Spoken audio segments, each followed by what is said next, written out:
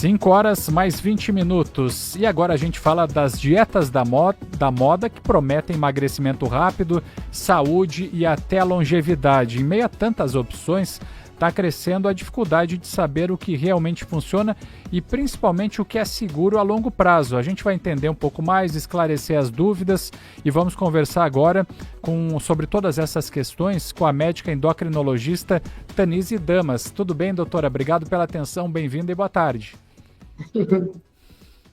Oi, boa tarde. Obrigada pelo convite. É um tema bem importante, bem interessante.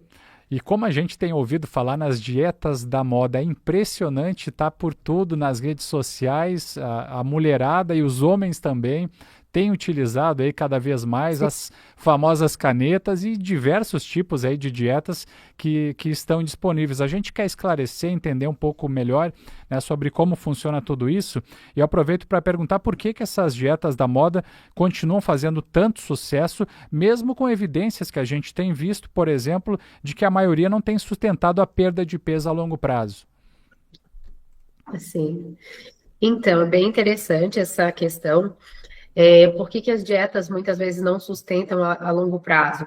Quando são principalmente dietas muito restritivas e que são difíceis de manter.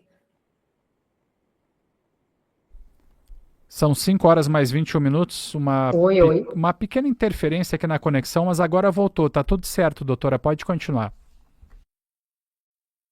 Voltou agora? Tá, então quando são dietas muito restritivas, é que a pessoa não consegue se manter naquela dieta. Aí tende a ter um reganho de peso.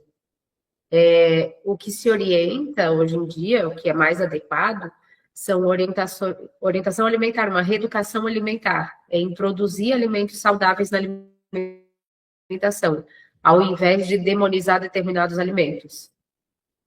Perfeito. E eu gostaria que você explicasse também para a nossa audiência sobre essas dietas da moda, por exemplo, as dietas como a cetogênica, tipo sanguíneo, ou outras tendências recentes, né? O que você considera, por exemplo, cientificamente Uhum. válido e o que acaba sendo mito também?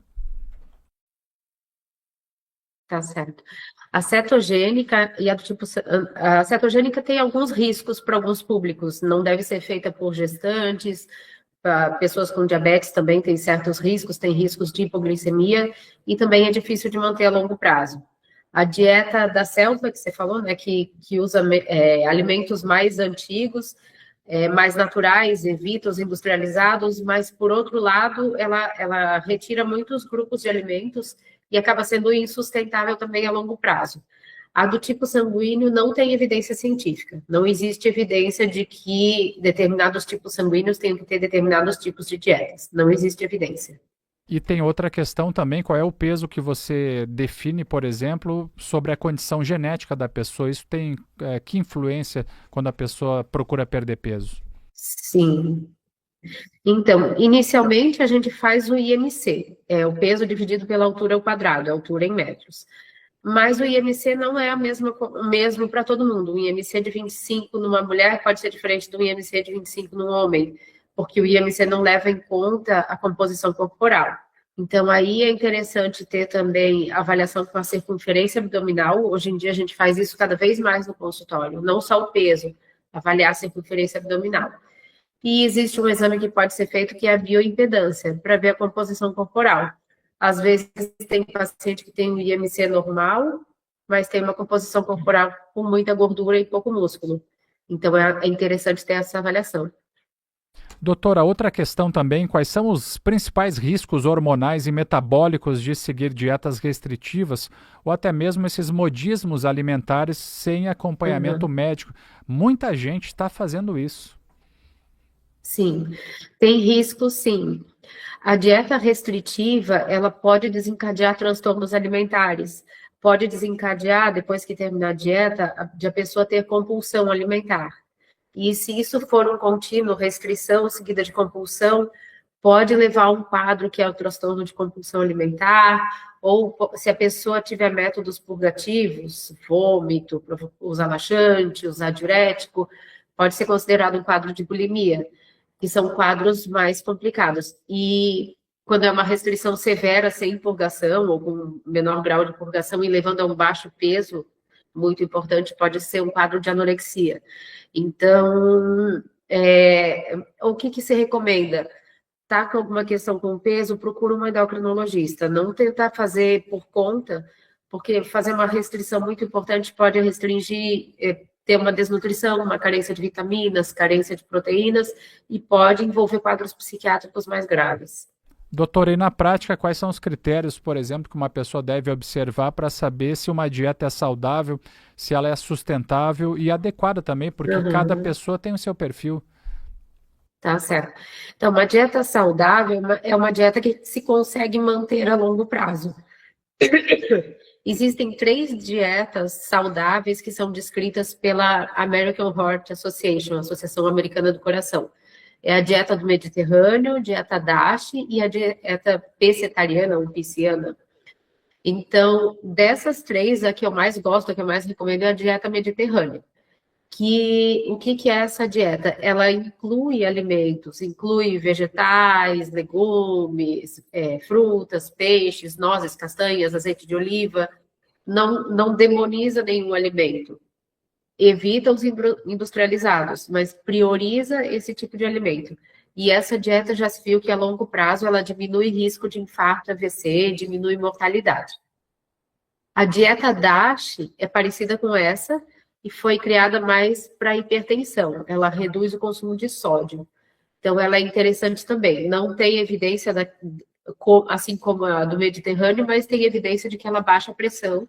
Também é uma dieta interessante de se manter. E a outra, pescetariana ou pisciana, é uma dieta vegetariana, mas que inclui peixes. Também é interessante.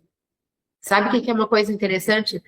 Mudou agora recentemente a pirâmide alimentar dos Estados Unidos. Eles inverteram a pirâmide, colocaram ela com a base para cima e o cume aqui para baixo. Eles incluíram mais carnes, mais proteína animal e reduziram carboidratos. Então, essa é a mudança que teve na pirâmide alimentar dos Estados Unidos.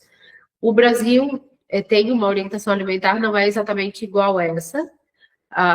O Brasil tem o Guia Alimentar do Ministério da Saúde, que orienta também a gestão de proteínas, mas não totalmente animais, ele orienta buscar também as proteínas de origem vegetal.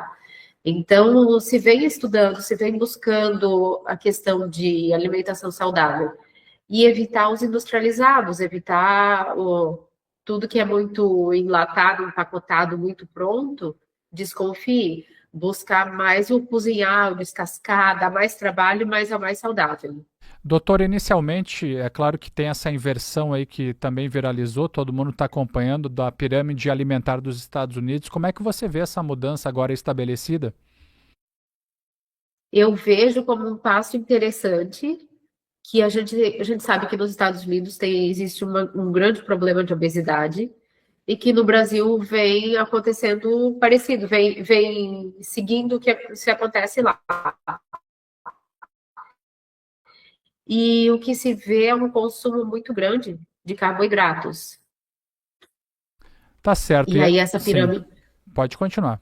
essa pirâmide vem para falar da questão da importância das proteínas. Sim, e é bastante nova essa mudança, né? Porque afinal, durante Sim, muitos anos nos Estados Unidos se pensava o contrário e agora eles colocam a proteína também como um dos alimentos principais.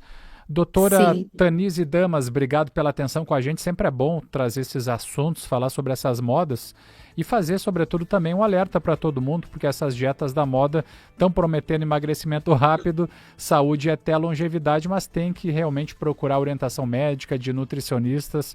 Isso sempre faz Sim. bem para as pessoas terem um bom controle sobre a saúde e sobre o peso. Uma ótima sequência de terça-feira para você, doutora. Obrigada para vocês também. Tudo de bom. Valeu, muito obrigado.